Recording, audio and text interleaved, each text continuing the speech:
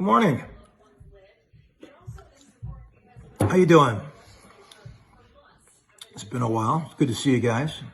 And I know what you're thinking. You're thinking, Mark, what's up with all the tattoos? Any stories behind them? What's up with tattoos? And it's a good question. And there's a lot to unpack with the tattoo inquiry in regards to me. I became fascinated with tattoos in the early 80s.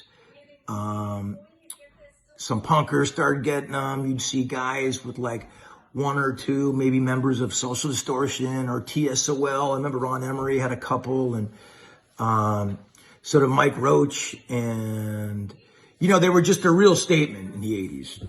It's like, this is the way I'm choosing to live my life. And I remember loving the low riding artwork, a lot of it obviously coming out of the prison systems back in the day, but I loved the Laugh Now, Cry Later masks. And when I was like 16, I'm like, that's going to be my first tattoo. And a friend of mine, we both decided we get the Laugh Now, Cry Later tattoos on our 16th birthday. His birthday came before mine. His name was Ty Rosito. He's no longer with us. God bless you, Ty.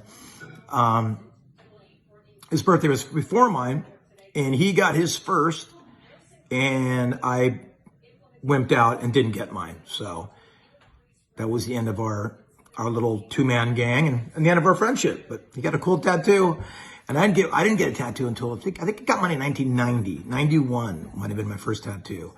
And I didn't know I was drunk when I got it. When I got a lot of them, I was a little drunk.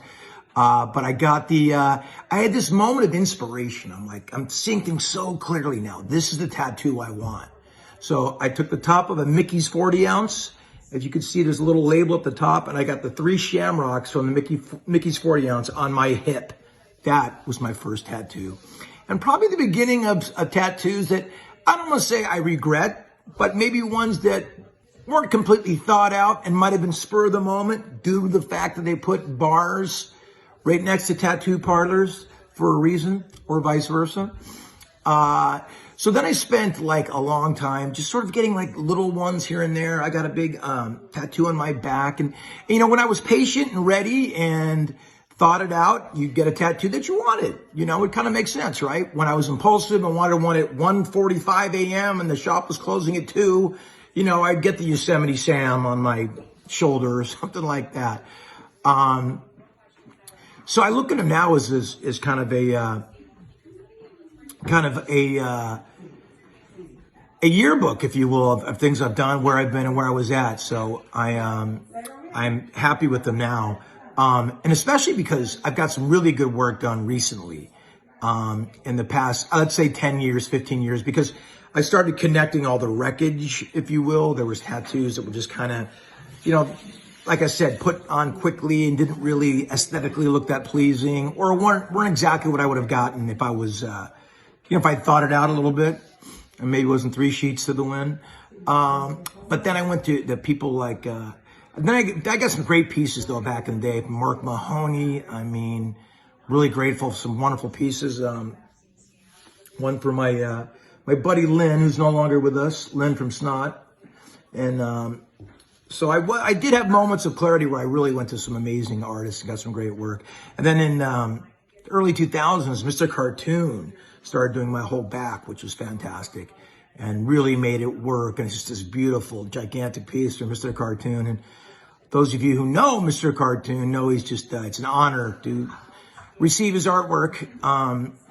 And it's also a therapeutic, cathartic process going to Mr. Cartoon and listening to the man speak and hearing him give life advice without it being sort of, just being a wonderful, wonderful man and just a great outlook on life. He's been through a lot, and he just shares this wonderful advice.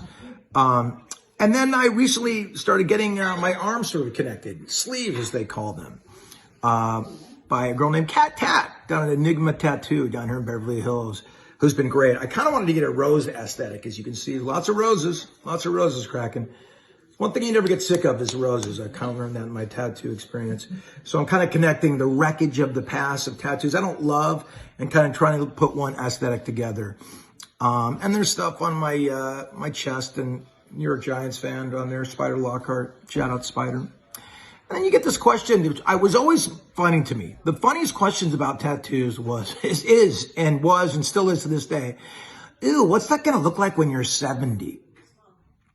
And I always go, have you seen 70-year-old skin? It looks like shit no matter what you do. At least my liverworts and hot spots and sun damage will be covered by tattoos. I recommend you get tattoos to cover that ugly ass 70-year-old skin. That's always been funny to me. What are you going to do when it gets older? I'm like, what? Have you seen old skin? it ain't, you know, it ain't that aesthetically pleasing, if you know what I mean.